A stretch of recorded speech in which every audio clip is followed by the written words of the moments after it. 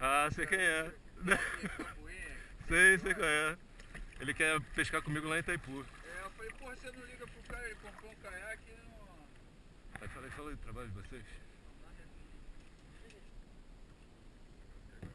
Vai botar Facebook. Não, isso aqui é um trabalho informativo que a gente faz com os pescadores, principalmente pescador profissional também, né? Aqui sabe que o principal peixe é o robalo, né? Isso.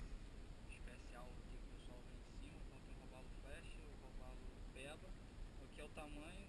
Tamanho mínimo, né? Peva é 35 e robalo flecha 50, né? Isso.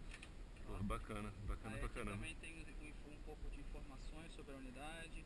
O pessoal confunde também o flecha com peba, para quem não tem muita familiaridade. Não sabe diferenciar, né? Já dá uma explicada. Às vezes embarcam um flecha de 45 e aí tá enrascado. Tá infração. Tá? Quanto tá o valor da multa? A multa ela vai de R$700 até... É alto pra caramba, vai lá em cima, né? Dependendo da infração. Aqui geralmente a multa, em média, tá um valor aí de R$1.400. Dói no bolso, garoto. Dá pra comprar muito robalo com isso aí, né? O pior é perder uma vara daquela ali de R$1.000. Uma carretilha zona, né? Também. Ah, leva tudo, né? É tudo, né? Isso aqui também, que mostra depois. Tem as redes que são proibidas dentro dos rios.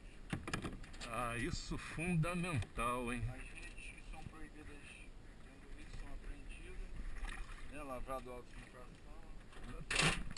Tarrafa também, né? Isso é tarrafa, né? Não é só de ponta a ponta, não. Se tiver dentro do rio, tá enrascado. Aqui fora, nessa parte marinha, você pode, afastando 200 metros da costa, pescar com tarrafa e rede. Só que dentro do rio só a linha e anzol. Show de bola. Ele é o artigo BTC, decreto 6.514, ela vai de 700 a 100 mil reais. Vixe Maria.